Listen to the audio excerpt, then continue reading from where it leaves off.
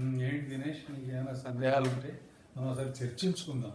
ఎవరో చెప్పడం వినడం కాకుండా నాకు తెలిసినంత మేర నేను విశదపరచడం ప్రయత్నం చేస్తాను. తప్పకుండా సార్. సో నా పాయింట్ ఏంటంటే, నేను ఇప్పుడు టీన్స్ లైక్ మిడిల్ ఏజ్లో ఉన్నాను కాబట్టి ఐ కంప్లీటెడ్ మై 30.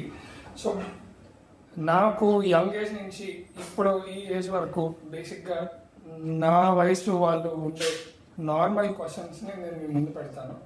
సో దీన్ని మనం ఆధ్యాత్మికంగా ఎలా చూడవచ్చు, లేదా లౌకికంగా దీన్ని ఎలా చూడాలి, ఆధ్యాత్మికతని లౌకికంగా ఎలా అన్వయించుకోవాలి, ఇంప్లిమెంట్ చేస్తూ మన జీవనయానాన్ని కొనసాగించాలి అవును సార్, అనేది మన టాపిక్. Very good. సో మొదటి క్వశ్చన్ ఏంటంటే, ప్రతి ఒక్క మనిషి అంటే బేసిక్గా మాకు వచ్చేది ఏంటంటే, స్కూల్కి వెళ్తున్నాము, చదువుతున్నాము, మార్కులు వస్తున్నాయి, లేదా ఒకరికి కంపేర్ చేస్తారు, ఆ తర్వాత జాబ్. ఇట్లా ఒక 100కి 100 మంది వెళ్ళే మార్గంలోనే అందరం వెళ్ళిపోతున్నాం. కొంతమందికి ఎందుకు ఇది అని అనిపిస్తుంటుంది. సో తన జీవన గమ్యాన్ని తను వెతుక్కోవడం విద్యార్థికి ఎలా? ఇప్పుడున్న ఈ కలియుగంలో, ఈ భౌతిక ప్రపంచంలో మనం మసలాలనుకునేటప్పుడు భౌతికంగా స్టేటస్, తర్వాత సంపాదన, ఇవన్నీ నిలబెట్టుకోవడం కోసం ప్రతి విద్యార్థి కూడా ప్రస్తుతం ఉన్న విద్యా విధానంలో ముందుకు వెళ్ళవలసిందే. మనం ఎప్పుడో కృతయుగంలోనో త్రేతాయుగంలోనో లేము. ఈ కలియుగంలో అందరితో పాటు మసలాలనుకునేటప్పుడు మనం ఒక్కరమే సింగిల్ కాదు. ఇక్కడ మన వెనకాల ఫ్యామిలీ ఉంది, తల్లి తండ్రి ఉంటారు, లేదా అక్క చెల్లెళ్ళు అన్నదమ్ములు ఉంటారు. వాళ్ళు కూడా మన మీద కొన్ని రకాల ఆశలు పెట్టుకుంటారు. వీడు ఇలా ఇది అవ్వాలి, అది అవ్వాలి, అది చెయ్యాలి, ఇలా చెయ్యాలని. అలా కాకుండా మనం ఏదో ఇప్పుడు త్రేతాయుగంలోనూ ద్వాపరయుగంలోనూ ఉండేట్లుగా మునిలాగా ఉంటాను, లేదా ఆధ్యాత్మికత ముక్కు మూసుకొని అలా జీవనాన్ని గడుపుతాను, నాకు ఎందుకు ఇది అని అనుకోవడానికి పడేది ఒక రకంగా పరాయణత్వం అవుతుంది, పిరికితనం కూడా అవుతుంది. మన ఈ ప్రస్తుత ప్రపంచంలో, ఈ భౌతిక ప్రపంచంలో మనం ఫేస్ చేయాలి ఎదురవుతున్నటువంటి స్ట్రగుల్స్ని. వాటిని ఫేస్ చేసి జీవితంలో ఒక స్టెప్ ముందుకెళ్ళడానికి ప్రయత్నం చేయాలి కూడా. కాబట్టి ఇప్పుడున్న విద్యా విధానంలో ఈ కోర్సుల్లో మన ప్రావీణ్యతను గురువు చేసుకుంటూ లౌకికంగా మనకు కావాలని ఆధ్యాత్మిక మార్గాన్ని ఇన్నర్ సోల్ని డెవలప్ చేసుకోవాలి. దాన్ని ఏం చెప్తారంటే, ఈ ఫిజికల్ సోల్ ఏదైతే ఉందో దీని స్థూల శరీరం అంటారు. ఈ స్థూల శరీరాన్ని ఉంచుకుంటూ, ఈ స్థూలంగా కనబడే అన్ని వ్యవహారాలను పాలు పంచుకుంటూ సూక్ష్మ శరీరాన్ని లోపల డెవలప్ చేసుకోవాలి. ఆ సూక్ష్మ శరీరాన్ని డెవలప్ చేయడానికి ఆధ్యాత్మికత ఉండాలి ప్రతి ఒక్కరికి కూడా. దానికి ధ్యానము, ప్రాణాయామం, అన్నీ కూడా పాటించాలి. రైట్. సో ఇప్పుడు రెండో ప్రశ్న ఏంటంటే, దీనికి కొనసాగింపుగా వెళ్దాం. ఇప్పుడు మేబీ నేను మీరందరూ ప్రపంచంలో ఉన్న రూల్స్ ప్రకారంగా కొద్దిగా యావరేజ్గా ఉండొచ్చు, లేదా అబోవ్ యావరేజ్ సక్సెస్గా నేను వెళ్తున్నాను అనుకుందాం. అంటే మార్కుల పరంగా కానీ, ఉద్యోగ రీత్యా కానీ ఏదో ఒక పద్ధతిలో వెళ్తున్నాను. కానీ 90% మంది విద్యార్థులకి లేదా మాలాంటి వాళ్ళకి వచ్చే చిక్కులు రెండు. ఒకటి, మేము అనుకున్న దాంట్లో వెళ్ళి మా ప్రయాణాన్ని సాగించడం ఒక పద్ధతి. రెండవది, అది కానప్పుడు మీరు అన్నట్టు మన మీద బాధ్యత ఉన్న వాళ్ళు ఉంటారు కాబట్టి ఏదో ఒకటి తీసుకొని వెళ్తాం. కానీ అక్కడితో గమ్యం ఆగకూడదు కాబట్టి ఒక్కొక్కరు ఒక్కొక్క మార్గంలోకి వెళ్ళిపోతారు. ఎందుకు? ఆ ఒత్తిడిని తట్టుకోవడానికి. ఒకళ్ళేమో వ్యసనాలకు వెళ్ళొచ్చు, ఒకళ్ళేమో ఎంజాయ్మెంట్కి వెళ్ళొచ్చు, కొంతమంది ఈ ఆధ్యాత్మిక మార్గాన్ని కూడా ఎంచుకొని వచ్చే అవకాశాలు ఉన్నాయి. సో ఇప్పుడు నా క్వశ్చన్ ఏంటంటే, ఇప్పుడు మీకు కానీ, మా నాన్న వాళ్ళకి కానీ, మీ తరంలో కానీ ఇవన్నీ చెప్పడానికి ఇంట్లో ఒక వ్యవస్థ ఉండేది, సమాజంలో ఒక వ్యవస్థ ఉండేది. ఇప్పుడు ఏం జరుగుతుంది? ఈ వ్యవస్థ ఉంది అని నాకైతే కనిపించట్లేదు. నా మాకు అందుకోవడం కష్టతరం అవుతుంది. సో ఇలాంటి విద్యార్థులు లేదా మా పరిస్థితుల్లో ఉన్న వాళ్ళకి ఈ ఆధ్యాత్మికతలో కన్ఫ్యూజ్ చేసే పరిస్థితి కూడా ఎక్కువ ఉంది.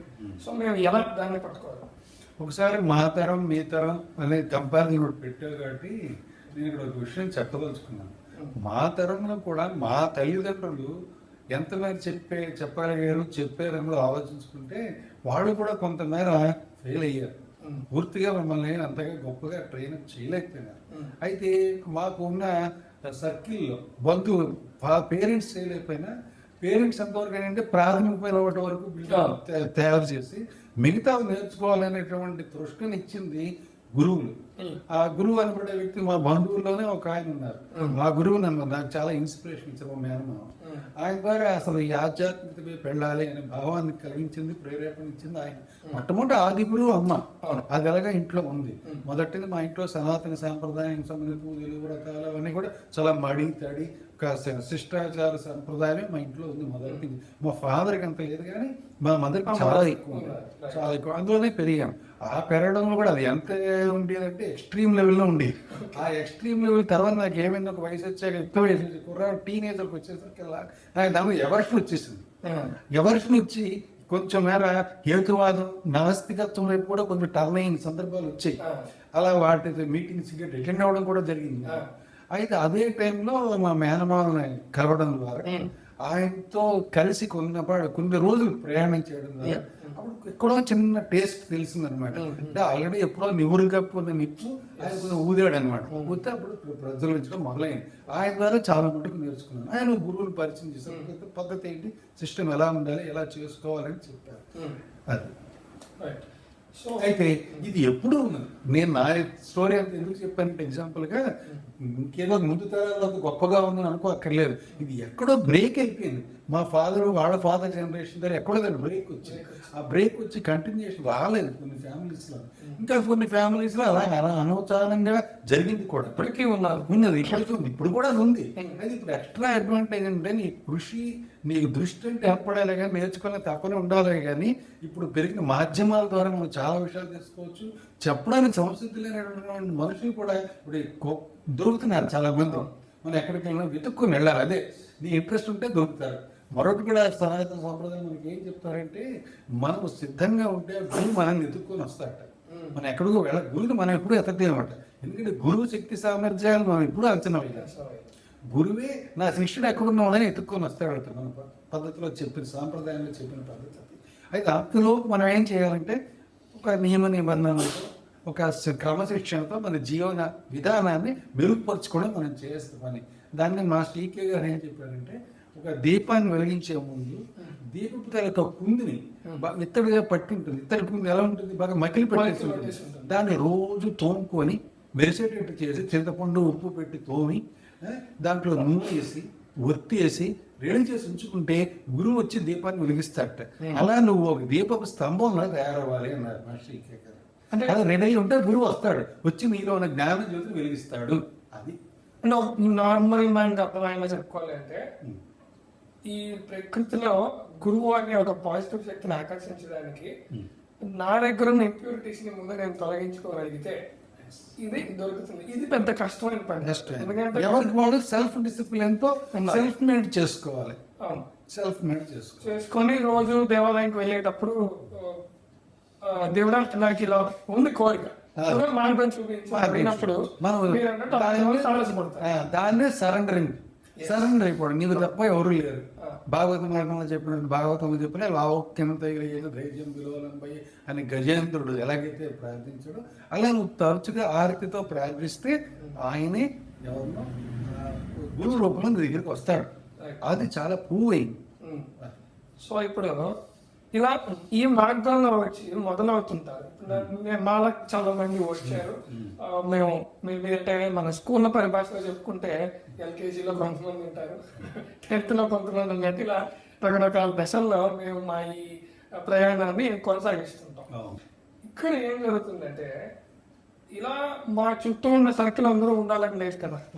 సో ఇప్పుడు ఈ మన వెనక్కి లాగుతుంటారు. ఈ భౌతిక ప్రపంచంలో మసలేటప్పుడు మనం ఎలా ఉంటే మిగతా వాడు అలా ఉంటే, మెజారిటీ అలా ఉన్నప్పుడు మనం సింగిల్ గా ఉండి ఎలా సర్వైవ్ అవుతాం అనేది నీ ప్రశ్న. కరెక్టే.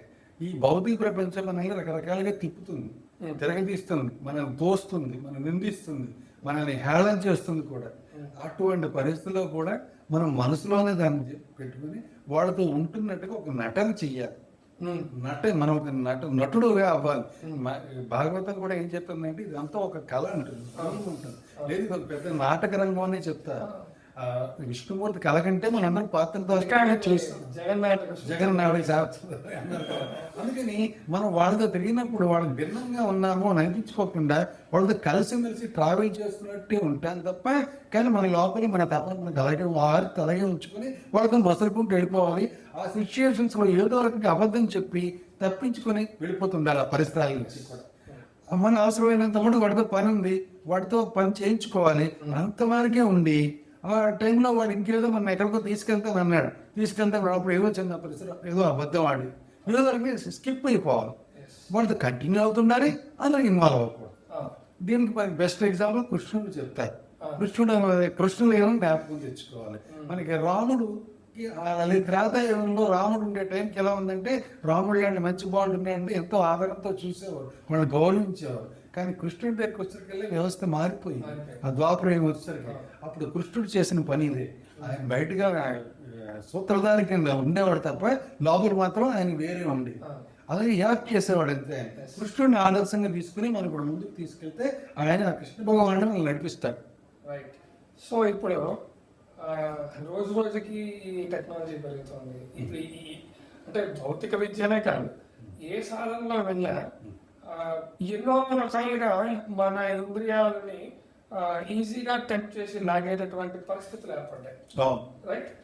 ఒకప్పుడు మా చిన్నప్పుడు టీవీ ఎక్కువైపోయింది. సో నేను చదివింది ఏంటంటే, ఇంద్రియాలే మనల్ని పడగొట్టడానికి ఉండే మొట్టమొదటి ఏమంటారంటే ఫెసిలిటీస్ అని నేను అనుకోవచ్చు. మనల్ని ఈ ఆధ్యాత్మికంగా నడిపేటప్పుడు దేవుడో మరి లేకపోతే కాలంలో మనల్ని పరీక్షిస్తాలో తెలియదు, కానీ ముందు మనం మన ఇంద్రియాలను జయిస్తే ఆ తర్వాత దేనైనా జయించవచ్చు అంటారు. అదేమంత ఈజీ కాదు నాకు తెలుసు. అయితే ఇంకొక మాట, ఇంద్రియాలను జయించడం అంటే ఇంద్రియాలను నొక్కి పెట్టడం కాదు. ఇంద్రియాలు ఏంటంటే మనం ఎంత నొక్కి పెడితే అంత పాములా బిస్కొట్టి పైకి లేస్తాయి. వాటిని అవసరమైనప్పుడు సంతృప్తి పరుస్తూ ఉండాలి. సంతృప్తి పరచకపోతే అది నేను ఎప్పటికి కూడా ఒడ్డెక్కనీది. ఆ ఇంద్రియాన్ని నువ్వు పాములా కాటేస్తూనే ఉంటుంది, ఎప్పుడో నాకు దెబ్బ కొడుతుంది. ఇవాళ నువ్వు బలవంతంగా కూర్చోబెట్టి మట్ట వేసుకొని కూర్చొని ముక్కు మూసుకుని 3 గంటలు కూడా జపం చేశావంటే దాని ఇంపాక్ట్ మనం ఇంకో రకంగా కొడుతుంది. ఏదో రోజు మనం దొరికిపోతాం, ఈజీగా దొరికిపోతాం. అది కాకుండా మనం ఇంద్రియాలను కూడా సంతృప్తి పరచాలి. మాస్టర్ గారు మార్గంలో అదే చెప్తారు.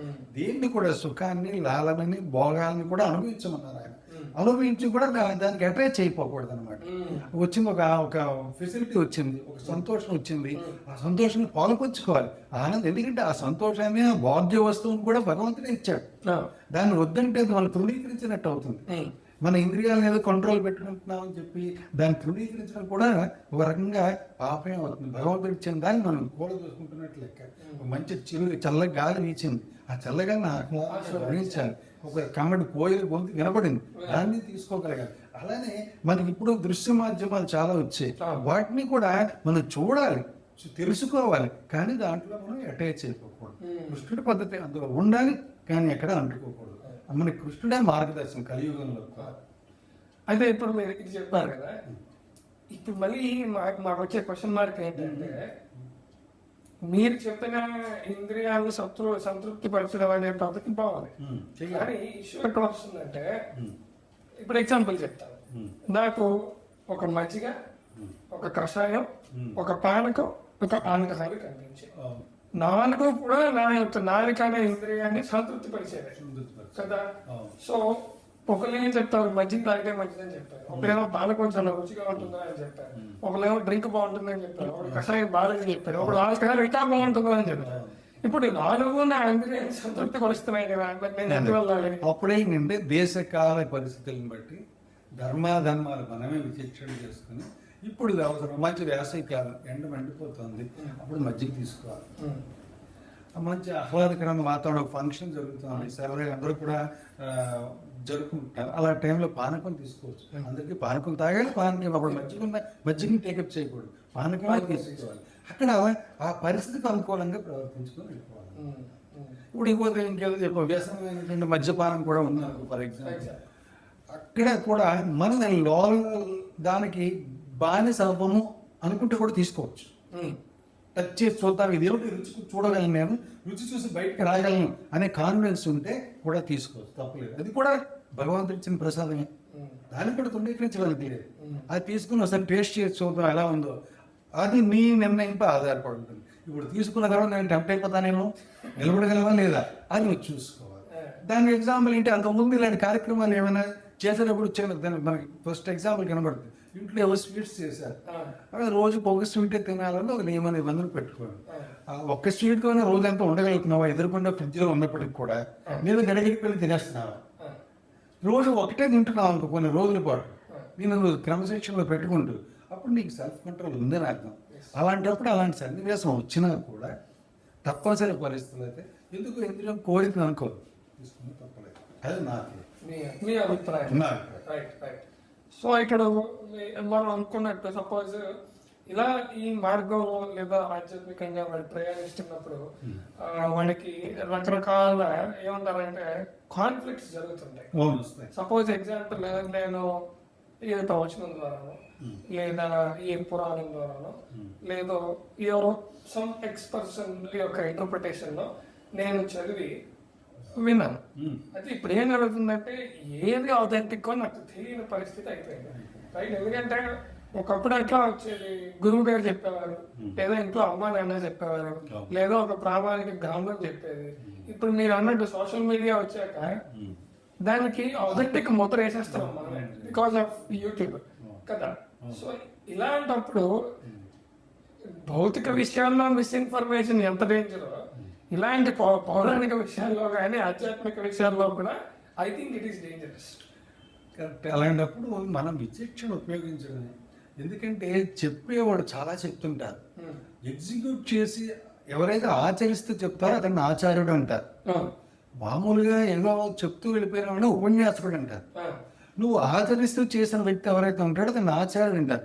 ఆచార్యులు మనం ఫాలో అవ్వాలి. వీడు ఆచార్యుడా బోధకుడా చూసుకోవాలి. వాళ్ళు ఏం చెప్తారు బోధకులు ఎప్పుడు కూడా, నేను చెప్పింది చెయ్యి తప్ప నేను చేసింది చేయక చెప్పేస్తాడు ముందే. అలాంటి వాళ్ళు చాలా మంది ఉన్నారు. నేను ఏం చెప్పినా చేయను అంతే తప్ప నేను చేసినట్టు చేయకంటాడు. మించేది వాడికే కాన్ఫ్లిక్ట్ ఉంది లోపల, వాడికి మంచి విషయాలు సరిగ్గా తెలుసు, వాడికి మానసిక బలం ఏమైనా ఉంది, వాడు చేయలేకపోతున్నాడు, అప్పుడు ఆయన ఒప్పేసుకుంటాడు ఫెయిల్యూర్ పర్సన్ అని. అటువంటి వాళ్ళు చెప్పిన వాటిని వాళ్ళు తీసుకోకూడదు. కానీ కొంతమంది ఆచార్యులు ఉన్నారు, వాళ్ళు ఆచరిస్తున్నదే చెప్తున్నారు వాళ్ళు. అలాంటి వాళ్ళని ఎంచుకోవడం పెద్ద కష్టమే, ఇంకా దొరుకుతారు.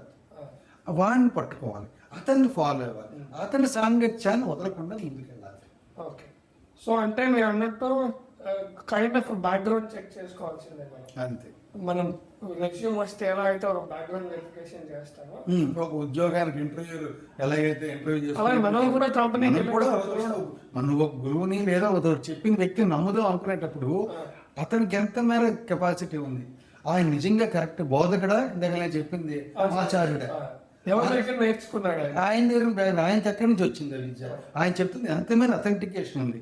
అందుకని మనం విచక్షణ చేసుకోవాలి. ఎంత ఆచార్యుడిగా బాగా నిజపడిన వ్యక్తి దగ్గర కూడా మనకు కొంత విచక్షణ ఉంటుంది. ఆచార్యుడు మరీ గొప్పవాడని కాదు ఉద్దేశం, అతను చెప్పిన దాంట్లో మనకెంత అడాప్ట్ అవుతాం అనేది కూడా మనం వేరే మనం చేసే పరిస్థితి లేకపోవచ్చు. ఎందుకంటే దాని బెస్ట్ ఎగ్జాంపుల్ చెప్పాను. చాలా మంది నేను పిల్లలకి చెప్తున్నాను కదా సుఖదులని, అందులో వేకుజాం అనేది ఏంటున్నారు, బ్రాహ్మీ ముహూర్తంలోనే అంటారు. అలా చెప్పిన వాడు లేవడం లేదు, పిల్లలు అసలు లేదు. వాడు బ్రాహ్మీ ముహూర్తంలో వేస్తే వాడే స్కూల్కి వెళ్తా, స్కూల్లో పడుకుంటాడా. నేను దాని కాన్ఫ్లిక్ట్ కూడా ఒకటి వచ్చింది నాకే. బ్రాహ్మీ ముహూర్తంలో మీరు పూర్వకాలంలో లేచేవాళ్ళంటే వాళ్ళు ఏం చేసేవారంటే వివిధ కార్యక్రమాలు చేసుకుని మధ్యాహ్నం పడుకునేవారు భోజనం అయ్యారు. పిల్లవాడు ఉదయం లేస్తే స్కూల్లో పడుకుంటాడు, భోజనం తింటాడు. వాడు ఏం చదువుకుంటాడు. ఇప్పుడునే కాలమైన పరిస్థితి ఉదయం 6 గంటలు లేస్తే అదే బ్రాహ్మీ ముహూర్తం. అంతే తప్ప వాడు 5 గంటలు లేపేసి 4 గంటలు లేపేసి 3:30 లేపేసి ఆయన చేయడం మాత్రం పరిస్థితి మాత్రం కాదని నా దృఢ అభిప్రాయం. సో కాలమైన పరిస్థితిని తగ్గట్టుగా మార్చుకోవాలని తప్పితే మీరు అన్నట్టు 3:30కి మనం లేస్తే ఇప్పుడు ఈ పాయింట్ చూద్దాం. ఇప్పుడు మనకి అది పిల్లలకే కాదు, ఉద్యోగస్తులు కూడా ఎవరికి నాలుగు వాళ్ళకి ఉపయోగపడితే పడవచ్చు. బ్రాహ్మీ ముహూర్తంలో లేచి సద్గ్రంథ పఠనము లేదా మా జపము ఏదో స్నానము చేయడం. మాలాంటి వాళ్ళ ప్రాబ్లం ఏమవుతుందంటే మొక్కే వంగలేదు, మాన అయిపోయింది. ఇప్పుడు వంగపంటే ఏం చేస్తాం, లేవలేము, వెంటాడుతుంటుంది. కాబట్టి అది కూడా కష్టమే. కలియుగంలో అది అసాధ్యమని నా నమ్మకం. అంటే ఇప్పుడు మీరు చెప్పిన పాయింట్ నాకు పర్ఫెక్ట్ అర్థమైంది. కాలమాడే పరిస్థితులను బట్టి మనం ఆ పాయింట్ వెళ్ళాలి. ఇక్కడే ఒక కాన్ఫ్లిక్ట్ ఫ్యామిలీస్ లో వస్తుంటుంది. ఏంటంటే లాజిక్ రీజన్ దాని మీద ఎనాలిసిస్ జరగకుండా మనం ఒక మూఢభక్తితో వెళ్తూ ఉంటాం. ఇది ఒక పద్ధతి. అలాగే నేను దాని మీద తప్పు పట్టట్లేదు. ఆచారం మంచిది. భక్తి మూఢభక్తి రెండు ఉన్నాయి. కానీ మనం జ్ఞానాన్ని ఉపయోగిస్తాం, విచక్షణ ఉపయోగించుకొని మనం మూఢంగా ఆలోచిస్తున్నామా, భక్తిపూర్వకంగా చేస్తున్నామా? Self decision. ఎవరో చెప్పారు చేసి నేర్చుకోకూడదు. ఇందాక చెప్పింది అతను ఎంత గొప్ప ఆచార్యుడు అవ్వచ్చు, అది మన కంపాటబిలిటీగా అవ్వదు, మన ఫ్యామిలీ సెటప్ అవ్వదు. ఆయన ఫ్యామిలీ కాదు సెటప్ అయింది. గుళ్ళో పూజ గారు ఉన్నారు, ఆచార్య గారు ఉన్నారు. ఆయన ఉదయం 4 గంటలు వచ్చి టెంపుల్కి రావాలి, ఆయన పిల్లక పెట్టుకోవాలి, పంచి కట్టుకోవాలి, అవన్నీ చేసుకోవాలి, నామాలు పెట్టుకోవాలి. అవి నువ్వు నేను అలాగే చేస్తా, ఆయన అడాప్ట్ చేసుకుంటానంటే కుదరదు. ఆయన డ్రెస్ కూడా అయింది, మన డ్రెస్ కూడా మరి ఆయన డ్యూటీ విధానంగా అది అవసరం. మనలాగా వెళ్తే డ్యూటీ టెంపుల్లోకి ఎలా చేస్తే మనం ఒప్పుకోవాలి. అలాగే మనం అలా అయిపోతామంటే మాత్రం కుదరదు. కాబట్టి మనకి అంతమైనది యాక్సెప్టబిలిటీ అడాప్టబిలిటీ ఉంటుందో మనం సెల్ఫ్ చెక్ చేసుకోవాలి. ఎందుకంటే అందరూ కూడా చెప్పినందుకు ఒకటే చెప్తారు, భౌతికంగా ఏమీ లేదు, లోపల నువ్వు భగవద్ ధ్యానంలో ఉన్నావా లేదా, లోపల ఉన్నవాడు సంతృప్తి పరుస్తున్నావా లేదా, నువ్వు ఎదుటిన్నవాడు సంతృప్తి పరుస్తున్నావా లేదా. సంతృప్తి పరచడం అంటే గాయపరచట్లేదు కదా, ఆనందపరుస్తున్నావా లేదా, ఎదుటివాడు బాధపెట్టకపోతే ఆనందపరచబట్టినట్టే లెక్క. అలా అనమాట. అలా మనం ఎప్పటికప్పుడు అప్డేట్ అవుతూ వెళ్ళిపోతుండ. సో ఇప్పుడు ఇలా వెళ్తున్నప్పుడు తర్వాత నేను ఇలా స్కూల్ నుంచి వస్తున్నాను. సో బేసిక్ గా హ్యూమన్ లైఫ్ ఎట్లా వెళ్తుందో ఎట్లా వస్తున్నాయి క్వశ్చన్స్. సో నెక్స్ట్ వచ్చే టాపిక్ ఏంటంటే ఉద్యోగం ఏదో విధంగా సంపాదిస్తాం. ఇప్పుడు మాకు వచ్చే పెద్ద క్వశ్చన్ మార్క్ ఏంటంటే డెసిషన్ మేకింగ్. అది ఉద్యోగం అయినా, లేదంటే జీవితంలో పెళ్ళి అయినా, లేదంటే ఒక ఇంపార్టెంట్, ఇవన్నీ మలుపు తిప్పే సంఘటన. అది ప్రతి మనిషికి ప్రతి జీవితంలో ఏదో ఒక టైంలో వస్తూ ఉంటాయి. కొంతమంది స్వతహా ఆలోచనలు తీసుకుంటారు, కొంతమంది ఫ్రెండ్స్ మీద ఆధారపడతారు, కొంతమంది పక్కింటి వారు. పాయింట్ ఏంటంటే మనం అంటే నేను నిజం నాకు తెలియదు, అంటే ఆస్ట్రాలజీ పరంగా కానీ నలుగురు మనకి పైనుంచి వచ్చిన నాలెడ్జ్ పరంగా కానీ పరంపరంగా అంతగా ఏం చెప్తారంటే, నీకు అది డెస్టినీ ఏందో లేదో తెలియదు కానీ దేవుడు 2 మార్గాలు చూపిస్తాడు. ఏది ఎంచుకుంటా అన్నది నీ చేతుల్లో ఉంటుంది అని చెప్తారు. రైట్. సో ఈ కాన్ఫ్లిక్ట్ ఇప్పుడు ఎందుకంటే కొంతమంది తక్కువ అభిప్రాయం నాకు వర్క్ అవ్వచ్చు, అవ్వకపోవచ్చు కదా. సో ఎవరి మీద ఆధారపడే కన్నా నా అంత నేను డెసిషన్ తీసుకుంటా అంటే నాకు ఒకసారి శక్తి చాలదు. అప్పుడు నేను ఏం చేయాలి? దీని మీద నాకు ఒక స్పష్టమైన అవగాహన కూడా ఉంది. ఈ మధ్య వచ్చింది భాగవతం చదువుతుంటే. ఏంటంటే మనం ఒక ఫ్యామిలీలో పుట్టామంటే ఆ ఫ్యామిలీలో పుట్టుక మనం ఎంచుకునే పుడతా ఉంటాం. మన తండ్రిని మనమే ఎంచుకొని వస్తూ ఉంటాం. ఎలా ఎంచుకొని వస్తాం? మన స్వభావానికి సూటబుల్ అనేటువంటి జీవిని ఎంచుకుంటాం, తండ్రిని ఎత్తుకుంటాం. ఆ తండ్రికి పుట్టామంటే అతను ఆ ఎన్విరాన్మెంట్కి సూటబుల్, అది ఇష్టపడి మనం వచ్చాం.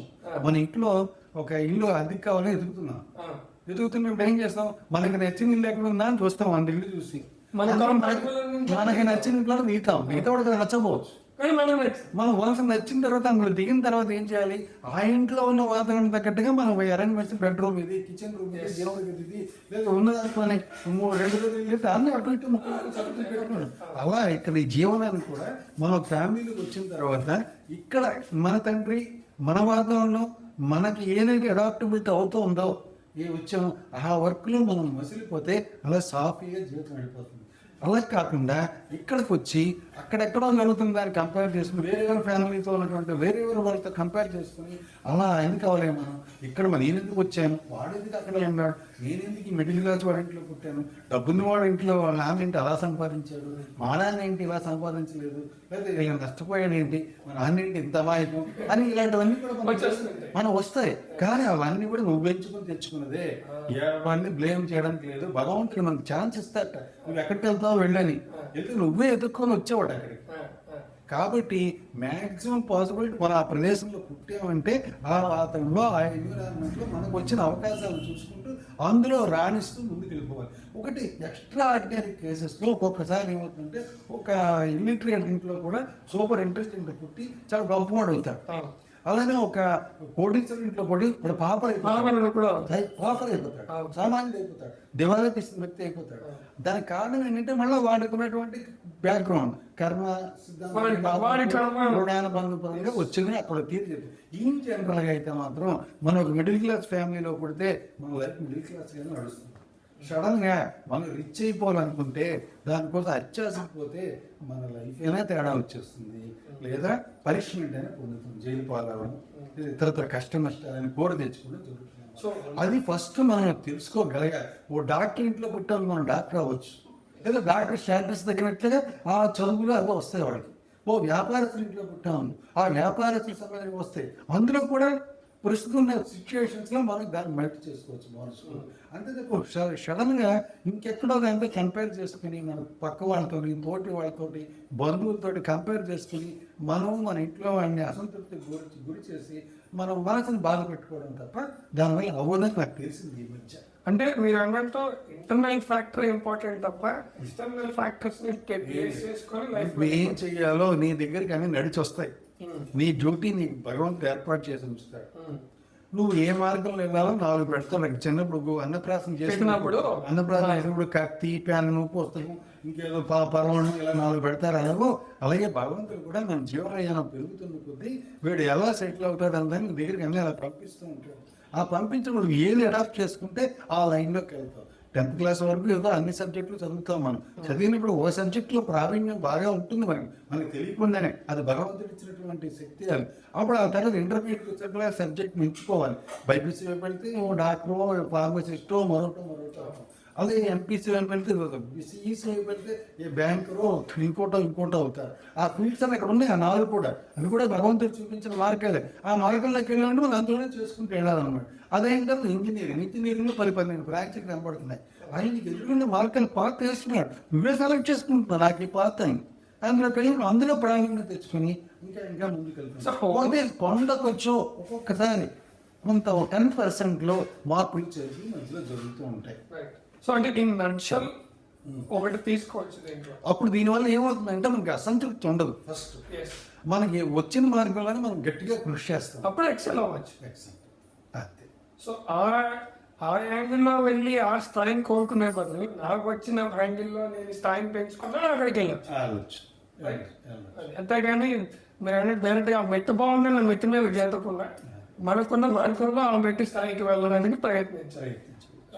సో ఇప్పుడు ఈ ఎంచుకున్నాను ఇవన్నీ మీరు చెప్పారు కాబట్టి బేసిక్గా వచ్చే క్వశ్చన్ ఏంటంటే, does really all these things exist? నేనేం నాకు కలుపు చూడలేదు, నేను అనుభవించలేదు, ఎక్స్పీరియన్స్ చేయలేదు. సో చాలా మంది వచ్చే పాయింట్ ఏంటి, ఉన్న లైఫ్ ఒకటే, so let is enjoy this. తర్వాత ఉంటామో లేదో మనకి మెమరీ ఉండదు.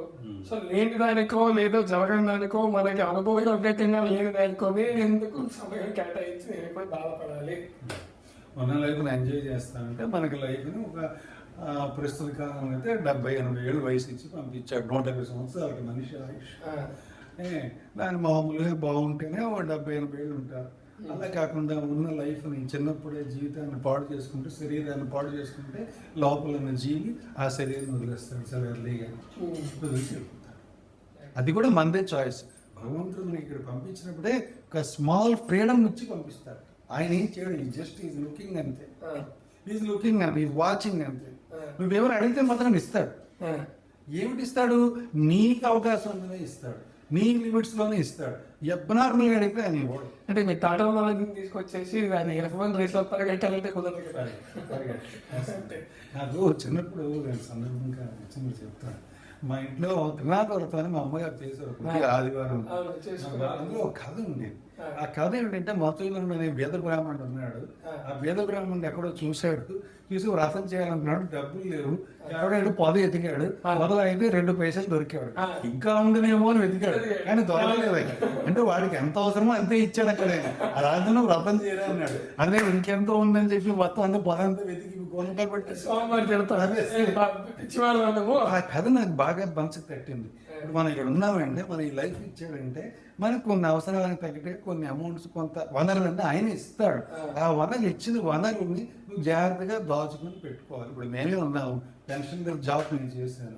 నాకు జీతం వచ్చినప్పుడు వచ్చిన జీతానంతా కూడా నా ఇష్టం జలసాలు చేసేసి ఖర్చు పెట్టేసి అంటే ఏం ఉండదు. అలాగే కాకుండా వచ్చిన దాంట్లో 20% దాచుకొని ఓ 20% పిల్లలకు ఖర్చు పెట్టి ఓ 20% మిగతా దాచుకోండి. అలా పెట్టి ప్లాన్ చేసుకుని ఉంచుకుంటే తర్వాత పోస్ట్ రిటైర్మెంట్ తర్వాత ఆ దాచుకున్న డబ్బులు మనకు ఉపయోగపడతాయి. అలా నా జీవితం అంతే కదా, ఇచ్చాడు కదా జీవితం అని చెప్పి ఫుల్గా ఖర్చు పెట్టు ఆయన వండు, నువ్వు ఖర్చు పెట్టుకోవాలని చెప్తాడు. ఖర్చు పెట్టేటప్పుడు ఏమవుతుంది, తర్వాత చివరి దశలో ఏమవుతుందంటే ఆఫ్టర్ రిటైర్మెంట్ వాళ్ళ తలక లైఫ్ చాలా ప్రాబ్లమ్స్ ఫేస్ చేయాల్సి. అలాగే జీవితం కూడా అంతే. నీకు 100 ఏళ్ళు నేను మధురేసి కింద పంపించాను, నువ్వు 100 ఏళ్ళు చదువుకోహంగా అని చెప్పి జీవితాన్ని ఎంజాయ్ చేస్తావు అనుకో, చెయ్యి చూస్తాడు ఆయన చాలా ఎంజాయ్ చేయాలి. ఆ గిన్నె ఏమైనా అరిగిపోతాయి, అరిగిపోతే లైఫ్ స్ట్రెంత్ అయిపోతుంది. ఈ శరీరాన్ని వదిలేయాల్సిన పరిస్థితి వస్తుంది.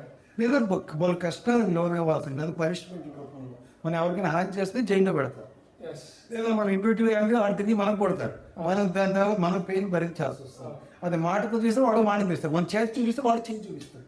ఇంటెన్సిటీ మీరు ఎట్లా పెడితే అట్లా బ్యాక్ వస్తుంది. సో అంటే ఎందుకు వెళ్ళాను అంటే ఒకప్పుడు ఈ థాట్ ప్రాసెస్ ఉండేది కాదు సొసైటీలో. ఒకప్పుడు రిలేషన్షిప్ కానీ రెస్పాన్సిబిలిటీస్ కానీ నచ్చకుండానో ఒక రూల్ ఉంది కాబట్టి దాన్ని పాటించే పరిస్థితి ఉండేది.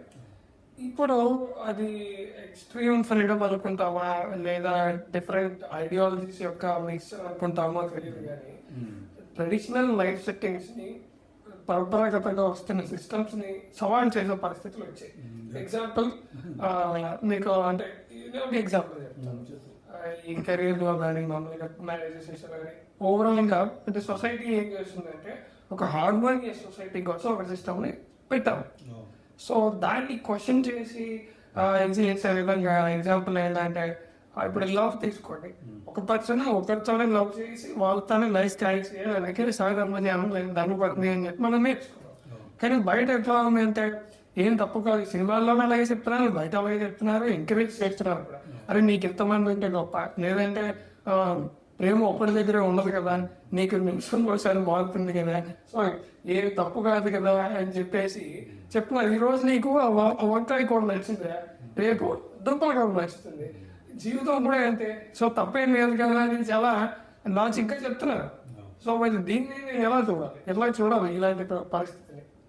దీనికి నా తాలూకా సమాధానం ఏంటంటే, అసలు ఇది ఫాల్ట్ అంటే ఎలా ఉందంటే పేరెంటింగ్లోనే తేడా వస్తాను. పేరెంటింగ్ ఎలా తేడా వస్తుందంటే చెప్తాను. నేనే ఉన్నాను, నేను గ్రో అవుతున్నప్పుడు నాకున్న లిమిటేషన్స్ ఇందాక చెప్పినట్టే, ఫైనాన్షియల్గా అయితేనేమి ఇతర రిస్ట్రిక్షన్స్ ఉన్నాయి, అవి దాటి బయటకు వెళ్ళాను. కానీ నేను కూడా ఆ ఏదో ఇన్ఫ్లుయెన్స్ అయ్యి లోపల మొదలు ఉండిపోయినా, ఉండిపోయి అవి చేస్తే బాగుండు, అవి చూస్తే బాగుండు, ఇలా సంపాదిస్తే బాగుండు అనే కోరికలు ఎక్కడో ఇంటర్నల్గా ఫిక్స్ అయిపోతాయి, ఇంటర్నల్గా తెలియకుండా. అవి రేపు పొద్దున్న నా కొడుకు వస్తే, నా కొడుకు అవి చేస్తుంటే వాడు చేద్దామని ఉత్సాహపడుతుంటే కనీసం నేనైనా చేయలేకపోయాను, వాడైనా చెయ్యి అని ఎంకరేజ్ చేసే పరిస్థితి వస్తుంది. నేను కాలేజ్ చదువుతున్నావు, మా నాన్న నాకు బుల్లెట్ బండి ఇవ్వలేదు, స్కూటర్ ఇవ్వలేదు, కానీ నా కొడుకు నాన్న బండి తెస్తున్నాడు కాలేజీకి, బండి అయ్యో అప్పుడు నేను లగే కదా మా నాన్న తిట్టుకున్నాను, అప్పుడు ఇవ్వలేదు కదా మా నాన్న, నేను నా కొడుకు ఇస్తాను అని తండ్రి ఎంకరేజ్ చేసిస్తున్నాడు. వీడి తలగా తండ్రిగా అతడు పొందలేని కోరికలని కొడుకు పొందుతుంటే వీడేదో అదో తిరుగు పొందుతున్నాడు అని అనుకుంటాడు తప్ప వాడు లైఫ్ స్పాయిల్ చేస్తున్నాను, పాడు చేస్తున్నాను అనే భావం తండ్రికి లేదు, అలాగే తల్లికి కూడా. ఇది రేషస్ ఇద్దరికి వర్తిస్తుంది. అంటే తమకున్న కోరికలు అంతర్గతంగా తీరని కోరికల్ని తమ పిల్లలు తీరుస్తామని అడిగితే వెంటనే చేసేస్తున్నారు, ఇచ్చేస్తున్నారు. వాళ్ళు చదువుకునేప్పుడు వాళ్ళ పాకెట్ మనీ ఇవ్వమంటే తెలియదు మాకు, అసలు పాకెట్ మనీ ఇచ్చేవారు కాదు. అప్పట్లో మనకి కొంతమంది మన ఫ్రెండ్స్ పాకెట్ మనీ తెచ్చుకునేవారు, వాళ్ళని కోసం గొప్పగా చూసేవాడు. ఇప్పుడు ఏం నేను పెద్ద అయ్యాను, నా దగ్గర నా కొడుకు పుట్టాడు, డబ్బులు ఉన్నాయి, ఇప్పుడు పిల్లలు పాకెట్ మనీ అడిగితే నా నిజమే కదా, నేను ఆ రోజులేదు నా నెలలకి నేను వాడికి ఇస్తాను అనుకుని ఇచ్చే ఎంకరేజ్ చేసే తండ్రులు పెరిగారు. అంటే తండ్రుల వల్లే తల్లిదండ్రుల వల్లే పిల్లలు అవుతున్నారు. సో అప్పుడు ఈ క్వశ్చనింగ్ మెకానిజం వస్తుంది. అంటే తండ్రులు తమ తీవ్రని కోరికలు వాళ్ళే తీర్చుకుంటారు, తల్లి తమ కోరికలు పిల్లల ద్వారా తెచ్చుకుంటారు. సో అప్పుడు ఈ పేరు అనేది తెలియకపోవడం వల్ల వాడు ఒక రకంగా పిల్లల్ని పాడు చేస్తున్నారు, వాడు చేస్తున్నారు. వాడికి ఏం నువ్వు ఒకటి ఇచ్చావు, రెండు ఇచ్చావు, మూడోది అడుగుతాడు వాడు. ఇంకొక ఎప్పుడు నీ మీద అవును నువ్వే కదా పాడు చేస్తావు, వాళ్ళు చూపి చెప్పి ఎంకరేజ్ చేస్తావు కదా. ఈ రోజు నువ్వు అన్ని ఎందుకు ఇలా పాడైపోయావు, ఇలా తాగుతున్నావేంట్రా, ఇలా తిరుగుతున్నావేంట్రా, చదువుకోవాలి కదా అని నువ్వు అప్పుడు చెప్తే నువ్వు మొన్న ఏం చేసావు? నువ్వు చిన్నప్పుడు ఎప్పుడో చెప్పినప్పుడు కదా గోంగూర నాడే చెప్పలేదే నేను ఒక కథ చెప్తాను. గోంగూర దొంగతనం చేసి ఆ పట్ల పక్కింటి వాడు గోడ దూపట్రా అని అన్నాడు అనుకో. తర్వాత గోడ దూకి మెడలో చైన్ కూడా తీసుకున్నాడు, వాడు అవసరం తీర్చాను. ఇప్పుడు అదే జరుగుతుంది. కాబట్టి మీరు అంటున్నా ఏంటంటే తెలుసో తెలియకో చాలా సింపుల్ విషయాలను కూడా మనం ఎంకరేజ్ చేసినవి రేపు పొద్దున ఈ బేసిక్ డిఫాల్ట్ సిస్టమ్స్ ని బ్రేక్ చేసే స్థాయి. అందుకే బెస్ట్ ఎగ్జాంపుల్ ఏంటంటే ఎవరైతే డిసిప్లిన్ గా పెరిగినటువంటి పిల్లలు, పెద్దవాళ్ళు అందరూ కూడా డిసిప్లిన్ గా ఉన్నారో, పేరెంట్స్ కూడా అలాంటి వాళ్ళ పిల్లలు అలాగే ఉన్నారు. అలా కాకుండా విశృంఖలంగా ఆలోచన లోపల ఉండి అవకాశాలు లేక నొక్కి పెట్టుకుని ఉండి ఈ రోజున దేశకాల పరిస్థితి బట్టి మంచి ఉద్యోగాలు వచ్చే, సంపాదన పెరిగి డబ్బులు వచ్చేది, ఇది చెయ్యకూడదు, ఇది ఇవ్వకూడదు అన్న విషయాన్ని కూడా వాళ్ళని ఇచ్చి ఎంకరేజ్ చేస్తున్నారు. మనీ ఇచ్చి, వస్తువులు ఇచ్చి వాడు పాడడానికి కారకులు. సో మెటీరియలిస్టిక్ సక్సెస్ వల్ల పర్సనల్ సక్సెస్ లేకపోవడంతో రెండు ఫెయిల్ అవుతాయి. వాళ్ళు తెలుసుకోలేక వాడు కొంచెం ఇందాక చెప్పింది, వాడు తండ్రి తనకున్న కోరికలు కొడుకు చేస్తుంటే సంతోషిస్తున్నాడు, అందుకోసం ఎంకరేజ్ చేస్తున్నాడు. తర్వాత చివరిలో బాధపడుతున్నాడు. దానికి ఎగ్జాంపుల్ అనుకుంది, పిల్లవాడికి మొబైల్ చూపిస్తున్నారు తల్లి. ఎప్పుడు ఎందుకు చూపిస్తాను, ముందు నేను అన్నం తిన్నాను, అన్నం తింటాడు, అంతేగాని మొబైల్ నేను అన్నం పెట్టచ్చు. మన తల్లిదండ్రులు ఎత్తుకొని తిప్పి ముద్దలు పెట్టి రోజులు ఉన్నాయి. ఆ తల్లి పిల్లవాడు ఇప్పుడు ఇదే ఇప్పుడు ఆ తల్లి ఏం చేస్తుంది, తనకి చూసుకోవాలి, వాడు అన్నం చేసిన మొబైల్ తనే చూసుకోవాలి, లేదంటే టీవీ చూసుకోవాలి. తన ఆవిడ ప్రియారిటీస్ ఆడుకున్నాయి. ఆ వెయిటింగ్ అడుగుతూ ముందు ఈ పని కంప్లీట్ చేస్తే అంటే అరగంట స్పెండ్ చేసే పరిస్థితి లేదు. అందుకని వాడికి అప్పటి నుంచి మొబైల్ అలవాటు అవుతుంది. రేపు మొబైల్ ఇస్తావా చేస్తావా అడుగుతున్నాడు. అందుకని పిల్లవాడికి తప్పేం లేదు కదా. అసలు ఇప్పుడు చెప్పాలని సుపతులు కూడా తల్లిదండ్రులకి సో పేరెంటింగ్ నేర్పించాలి అంటారు. అదే నా అభిప్రాయం. ఓకే, సో ఇప్పుడు ఇంకొక పేరెంటింగ్ మీద ఇంకొక క్వశ్చన్ వచ్చింది. ఇప్పుడు చాలా మంది యూత్లో వచ్చే క్వశ్చన్ మార్క్ ఏంటంటే, దీనికి నా సెల్ఫ్ ఎగ్జాంపుల్ కూడా ఒకటి చెప్తాను. నేను చిన్నప్పుడు స్కూల్కి నడుచుకుని వెళ్ళాను, ఎలిమెంటరీ స్కూల్కి, హై స్కూల్ కూడా నడిచే వెళ్ళాం. కాలేజీలో సైకిల్ కొన్నారు, డిగ్రీకి వచ్చేది. అంతవరకు సైకిల్ లేదు, మాకు తెలియదు అసలు, మేము నడుచుకుని వెళ్ళేవాళ్ళం అనమాట. అయితే నాకు చిన్న నా పిల్లలు పుట్టిన తర్వాత నాకు ఆఫీస్ కాల్ వస్తే నా పిల్లల్ని స్కాలర్ పిలిస్తే చాలా ప్రౌడ్గా ఫీల్ అయ్యేవాడిని. నాకు ఎంతో గర్వంగా ఉండేది. నాకు అనిపించేది నా పిల్లలు కాళ్ళు అనిపించుకున్నాను, నేను ఎప్పుడు వెళ్ళలేకపోయాను కదా. నేను ఎగ్జాంపుల్ నేను చెప్పలేదు, నా సెల్ఫ్ ఎక్స్పీరియన్సే చెప్పాను నీకు. చెప్తే నా కూతురు ఆ రోజుల్లో మాకు ఆఫీస్ అంబాసిడర్ కారు ఉండేది. దొక్క అంబాసిడర్ అని తిట్టేది అమ్మాయి. అంబాసిడరే గొప్ప, కారే గొప్ప. దానికి డొక్క అంబాసిడర్ కింద కనబడేది. ఇప్పుడు డొక్క అంబాసిడర్ అని అంటే దాని చిన్నప్పటి నుంచి ఆ బాబు పెరిగిపోయింది. అంత చిన్న వయసులో కారు అలవాటు చేయబట్టి అప్పుడే అనుకున్నాను ఎక్కడో పొరపాటు జరుగుతుందని అప్పుడే అనుకున్నాను. అలాగే ఆ ఎక్స్పీరియన్స్ దగ్గర చెప్పాను. అంటే ఇప్పుడు మీరు అన్నారు కదా పేరెంటింగ్ కష్టం అవుతుంది రోజుల్లో.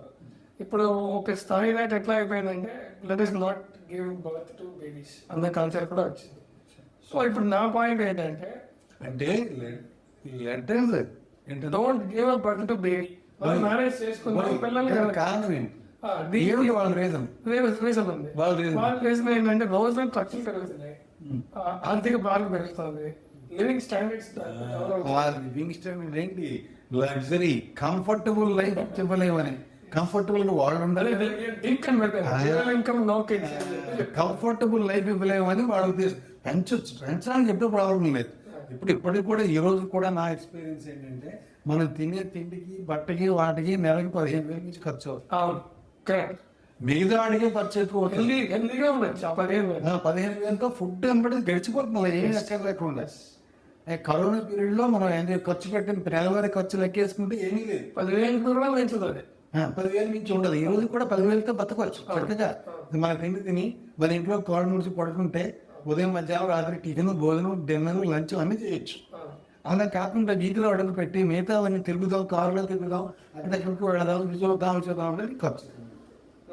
లేదా మెడికల్ ఎక్స్పెన్సివ్ తేడా.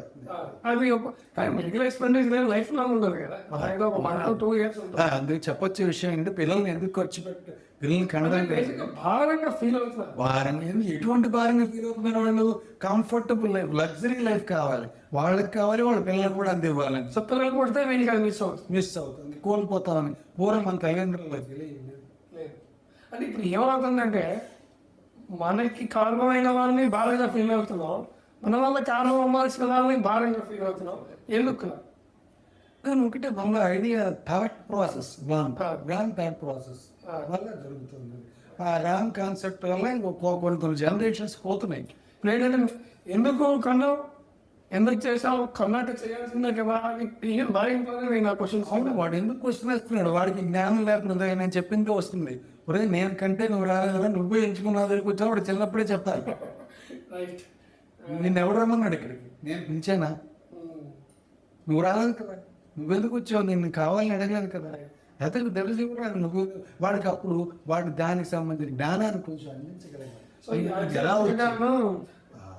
చిన్నప్పుడే మనం పెట్టే భోజనంతో పాటే గోరుముద్దలతోటే రామాయణం, భాగవత కథలు చెప్పి అందులో కొంచెం భాగవత మార్గాన్ని కూడా చెప్పగలిగితే అప్పుడు వాడికి అర్థం అవుతుంది. సో అంటే రుణానుబంధం అనే కాన్సెప్ట్ కాకుండా కర్మానుబంధం అని చెప్తే సాల్వ్ అవుతుందని అనుకోవచ్చు. ఈ పాయింట్ నాకు ఇప్పుడు కట్టింది. ఎందుకంటే మనం ఎప్పుడు ఏమనుకుంటాం అంటే రుణానుబంధం అనుకుంటాం. ఒక్క రుణమే కాదు, మన స్వభావం, మనకు ఎటువంటి స్వభావం అంటే అటువంటి స్వభావం దగ్గరికి క్యాచ్ చేస్తామంట. దానికి నిన్న మేము చర్చ వచ్చాము. మనం ఒక పెద్ద షోరూమ్కి వెళ్ళాం, బట్టల కొట్టుకు వెళ్ళాం. బట్టల కొట్టుకు వెళ్తే రకరకాల షర్ట్లు ప్యాంట్లు పెడతాడు. నువ్వు నీకు నచ్చింది ఎంచుకొని తీసుకుంటావు, నీకు నచ్చింది నువ్వు ఎంచుకున్నావు అంతే తప్ప వాడు షాప్ వాడు నేను ప్రెస్ చేయలేదు. షాప్ వాడు భగవంతుడు అనుకో, నీకు షాప్ పెట్టాడు అన్ని ఆఫర్లు ఇచ్చాడు, పెట్టాడు. నువ్వు ఎంచుకున్నావు నీ కలర్ నుంచి ఎక్కువ నీ డిజైన్ నీ నేను, నువ్వు షాప్ వాడు అంటే ఏంటి? భగవంతుడు అంటే భగవంతుడికి ఏమీ సంబంధం లేదు. అది మనం తెచ్చుకున్నదే, మనం ఎంచుకున్నదే. ఈ జీవితం కూడా ఇది కూడా బట్టే, ఈ శరీరం కూడా బట్టే. అది కదా చెప్తున్నాడు. ఈ బట్ట నేను గమనించుకున్నాను, నువ్వే ఎంచుకున్నావు అంటే అప్పటికి నీకున్న నాలెడ్జ్ అంతే. ఆ శరీరం నువ్వు అంత ముందు సమయంలో శరీరం వదిలే టైంకి నీకున్న లైకింగ్స్, డిస్లైకింగ్స్, నీకున్న యాంబిషన్స్ అవన్నీ ఉన్న అవే తిరుగుతూ ఉంటాయి. అందులో కూడా రుణానుబంధం కూడా కొంత కొలుస్తుంది. అన్నిటిలోకి ఇది ఎక్కువ. ఇది ఎక్కడుంటే అక్కడికి అట్రాక్ట్ అవుతాం.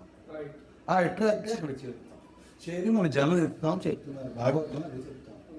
సో అంటే బేసిక్గా మనం ఎలా చెప్పచ్చు అంటే ఇది మొత్తం కొంత గొప్ప నువ్వు చేసుకున్న pre programme life, but you last that life. దీనికి ఏం చెప్తారంటే మనం వాళ్ళ పుట్టిన దగ్గర నుంచి మన ఎండ్ అయిన దాకా ఆల్రెడీ ప్రిపేర్ అయిపోయిన సినిమా. అది సినిమా ఆల్రెడీ సినిమా షూటింగ్ అయిపోయింది. షూటింగ్ చేసి మనం ఇక్కడికి వచ్చాం. మనం ఏమవుతాం మొత్తం అంతా తయారైపోయింది, రికార్డ్ అయిపోయింది. చాలా సినిమా షో అవుతుంది అంతే. ఇవాళ మనం మాట్లాడుతుంది కూడా ఎప్పుడు రికార్డెడ్. ఇదంతా రికార్డ్ అయిందని నేను ఇలా ఉన్నాను, నువ్వు అలా ఉన్నావు అంతే. మనం చూసుకుంటున్నాం, వీఆర్ సీయింగ్ హిమ్సెల్ఫ్. ఎవరికి కూడా చెక్ చేసుకుంటున్నాం. కాబట్టి అందరికీ ప్రీ ఫిక్స్డ్ ప్రోగ్రామ్ అదంతా. అది ఎవరు మధ్యలో మార్చలేదు. సో ఈ భావంతో అంటే మీరు అన్నట్టు చాలా వరకు మనస్సు శాంతంగా ఉంటుంది. అప్పుడు సరైన ఆలోచన నేను వస్తుంది. ఏది శాశ్వతం కావాలని తెలుస్తుంది. ఇప్పుడు ఉన్న వనరుల్లో మనం ఏం చేయాలో ఆలోచన వస్తుంది. మనం ఉన్న పరిమిత సాధనాల్లో ఏం చేయాలి. అలా కాకపోతే విజయనగరం బాగోలేదు, వైజాగ్ వెళ్ళిపోదామా, బొంబాయి వెళ్ళిపోదామా, హైదరాబాద్ వీటన్నిటైనా పెద్ద బెనిఫిట్ ఏమనిపించింది అంటే కష్టపడుతున్నారు అనుకోండి, బాధపడిపోయారు. ఇది ఎక్కువగా ఉందా ఆ కైండ్ ఆఫ్ థాట్ సక్సెస్. ఎందుకంటే నువ్వు బొంబాయిలో పుట్టడం కాదు, బొంబాయిలో పుట్టిండేవాడు. నీకు ఆ ఇల్లు ఉంటే నువ్వు విజయనగరం ఎందుకు పుట్టావు? విజయనగరం దగ్గరగా ఇక్కడ పెరుగుతావు అనమాట. నీ లైఫ్ స్టైల్ అది. ఇక్కడ ఉన్నంతలో బిల్డప్ చేసుకుంటూ దీన్ని ఎగరడానికి ప్రయత్నం చేయాలి. ప్రయత్నం చేసినా కూడా సక్సెస్ అవ్వదు, బాధపడక్కర్లేదు.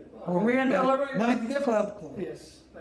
కొన్ని ఒకసారి సక్సెస్ అవుతాం, ముందుకు వెళ్తాం, ముందుకు మన జీవితంలో మారచ్చు.